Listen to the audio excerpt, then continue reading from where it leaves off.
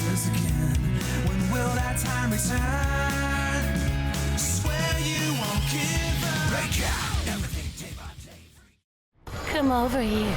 Let me talk to you real close. Wow, nice callback, Namco. Very cool. So Anna was teased for season 2 of Tekken 8, and I'm personally very excited. But wait, didn't a new character just come out? Was it Mokujin? Tekken 8 Live! Well, it's not Mokujin, so I am indifferent. But hey, at least VTX might be able to win something now. Might. Mokujin. The character I am excited for is Anna. I always thought the 50-50 queen was more fun to play than Nina, especially when she was copied by a certain character. And I do love Anna, but I will make it clear, I do not, and will not, associate with Anna mains. These people are on the same level as Lily mains, but I'm just joking. And with Anna coming back, I will quickly go over how the Williams sisters' movesets affect my favorite character, starting with my favorite of the two. At least make this fun.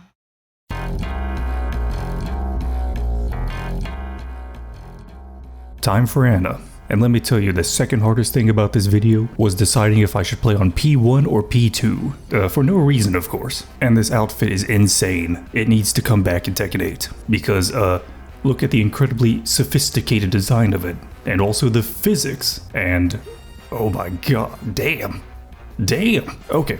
So when compared to Anna, Mokujin has longer arms and longer legs, and longer everything. This is very good because whenever Mokujin copies Anna, he's just a straight upgrade. He's got longer jabs, longer down forward 1, longer reach and down forward 2, just more reach for everything, including grabs.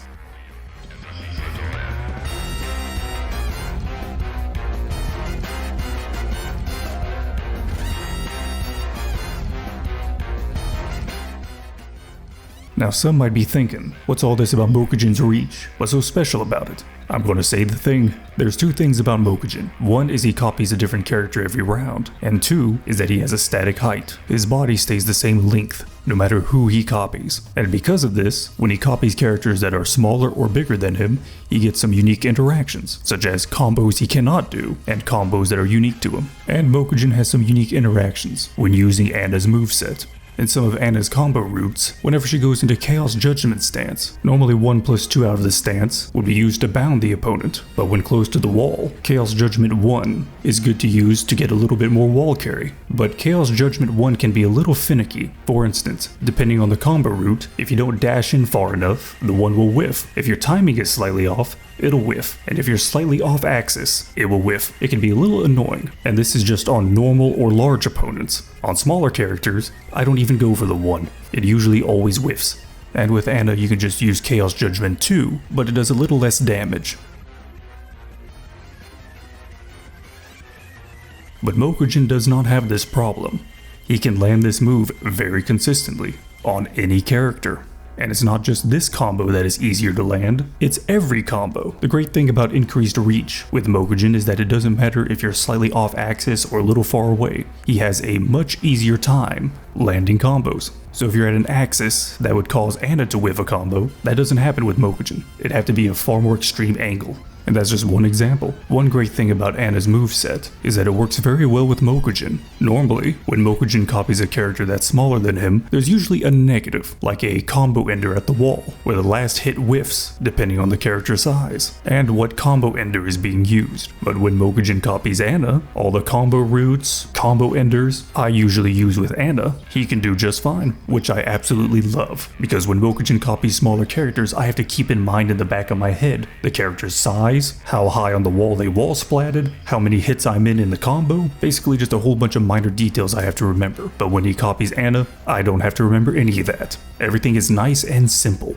And I cannot say enough just how well Anna's moveset synergizes with Mokujin. It is very good. Anna is the third best character in the game for him to copy. She is very good. And lastly, everyone's favorite Anna move. Now this is the max range for Anna's full crouch down forward 2. If you just move slightly backwards, just a little bit, it whiffs. But as I shown before, Mokujin has more range, and that includes the full crouch down forward 2. Now his reach is just a little bit longer, and it might not seem like much, but a little goes a long way. And of course Mokujin can combo just fine out of full crouch down forward 2. And I love Anna. Very excited for her to come back to Tekken 8.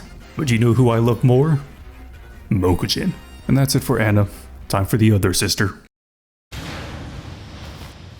Feel free to sit this one out.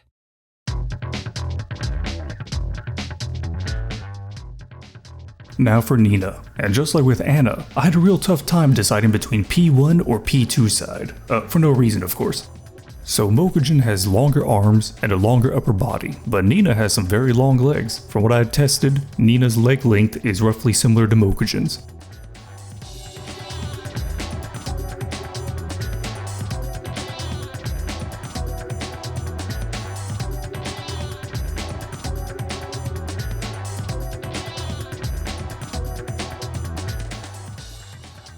I even tested if Evil Mist traveled farther, but there's really no noticeable difference.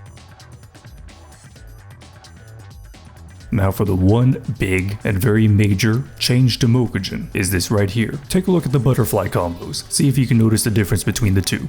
First is Nina, and now Mokujin.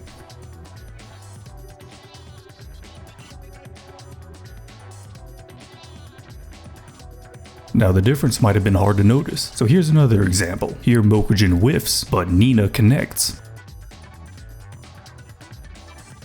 And here's a side-by-side comparison in slow motion to show what's going on. Now both comparisons have the same timing right down to the frame, and the reason Mokujin is whiffing is because the timing is tighter by 1 frame, and the reason is because of Mokujin's height. Since he's taller than Nina, his hitbox is just a little bit higher, and because of this, butterfly combos are much harder to do. But it's just 1 frame. How much harder could it be? There is one way to test how much harder 1 frame can be, even if you don't have tag 2. In Tekken 8, there was an update that allowed Mishimas like Heihachi and Devil Jin to do a forward, neutral, down forward 2 electric, like Kazuya. Now with this update, Devil Jin's counter hit while standing 3 into an electric is a little bit easier. Before you had to be frame perfect, but now you have an extra frame of neutral to work with. So to test this 1 frame, do Devil Jin's counter hit while standing 3 into electric, then switch over to Kazuya and do counter hit down forward 2 into electric, and see how much easier it is to do Devil Jin's compared to Kazuya's. That's what 1 frame of difference does.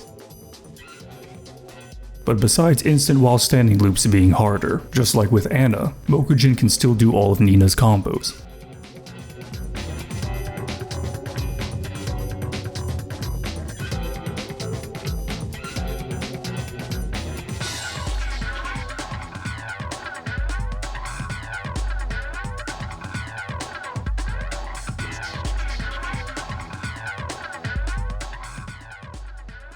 So yeah, like with Anna, Nina's moveset synergizes very well with Mokujin, except for the while standing loops of course. So Mokujin is just Nina, with a longer reach down forward 2, longer jabs, longer reach in forward 1+2, longer reach in down forward 2, and I mean, do you need more than that? That's already pretty scary, and if you combine it together with the Hayashida step that is still just as evasive, Mokunina is pretty good. Well, those are all the major things to know, and I'm very excited for Anna to come to Season 2. I might actually start playing Tekken 8 again. But do you know who the most exciting character to come to Tekken 8 would be? Mokujin.